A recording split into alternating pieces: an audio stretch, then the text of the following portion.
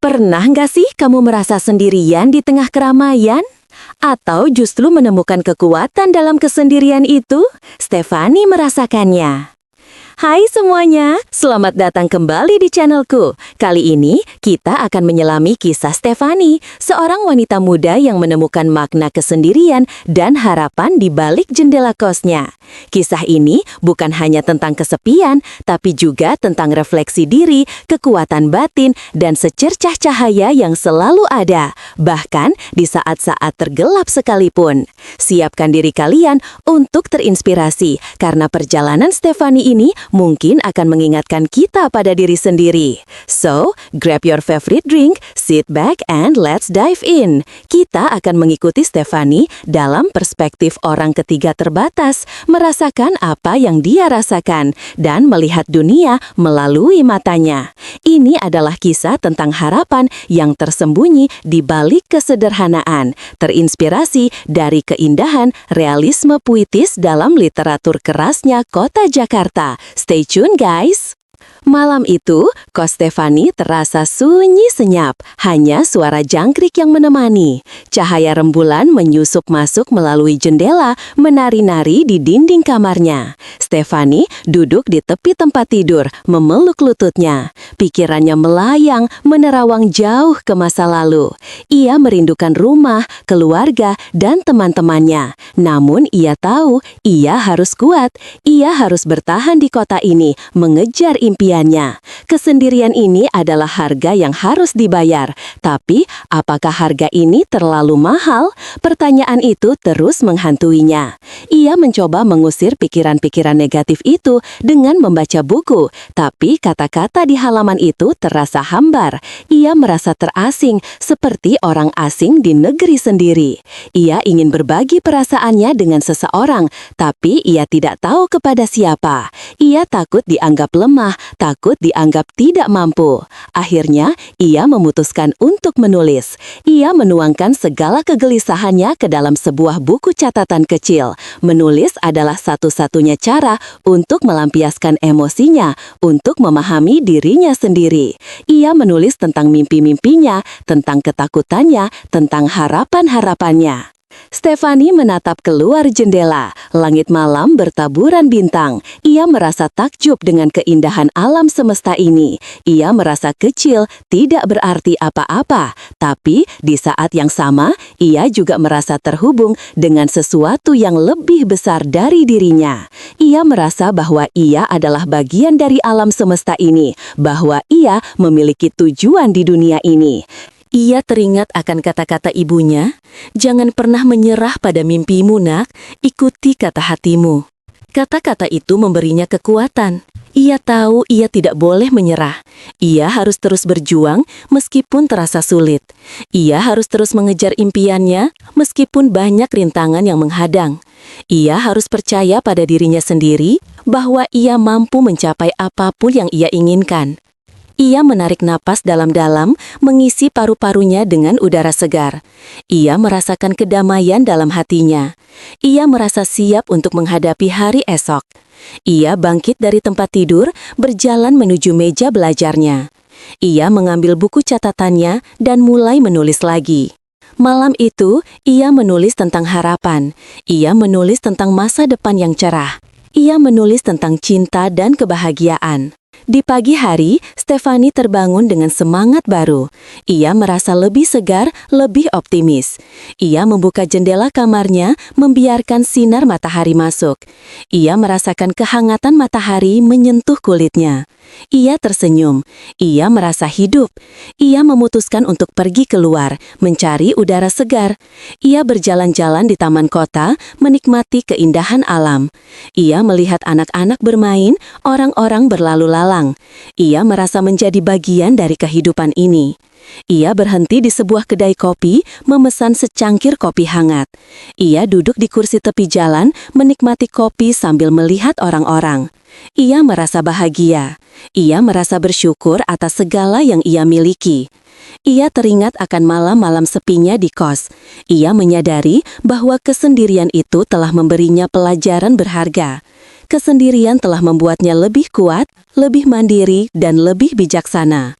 Kesendirian telah membantunya menemukan dirinya sendiri. Ia tidak lagi takut pada kesendirian. Ia justru menghargai kesendirian itu. Ia tahu kesendirian adalah bagian dari hidupnya. Stefani mulai membuat perubahan kecil dalam hidupnya.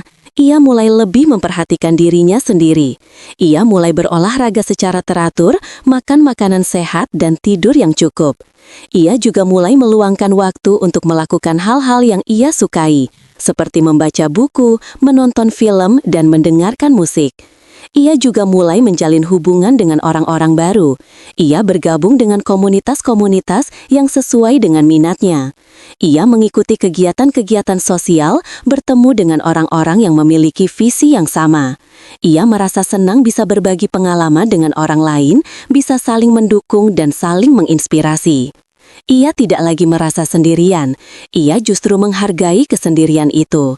Ia tahu kesendirian adalah bagian dari hidupnya. Stefani mulai membuat perubahan kecil dalam hidupnya. Ia mulai lebih memperhatikan dirinya sendiri. Ia mulai berolahraga secara teratur, makan makanan sehat, dan tidur yang cukup. Ia juga mulai meluangkan waktu untuk melakukan hal-hal yang ia sukai, seperti membaca buku, menonton film, dan mendengarkan musik. Ia juga mulai menjalin hubungan dengan orang-orang baru. Ia bergabung dengan komunitas-komunitas yang sesuai dengan minatnya. Ia mengikuti kegiatan-kegiatan sosial, bertemu dengan orang-orang yang memiliki visi yang sama. Ia merasa senang bisa berbagi pengalaman dengan orang lain, bisa saling mendukung dan saling menginspirasi. Ia tidak lagi merasa sendirian. Ia merasa memiliki keluarga baru, teman-teman baru yang selalu ada untuknya. Ia belajar untuk membuka diri, untuk percaya pada orang lain. Ia belajar untuk mencintai dan dicintai. Ia merasa bahwa hidupnya semakin bermakna. Ia merasa bahwa ia telah menemukan kebahagiaan sejati. Kebahagiaan yang tidak bergantung pada orang lain, tetapi berasal dari dalam dirinya sendiri. Stefani memutuskan untuk menggunakan pengalamannya untuk membantu orang lain. Ia mulai menulis blog tentang kesendirian dan harapan. Ia berbagi kisah-kisahnya, memberikan tips dan saran kepada orang-orang yang merasa sendirian.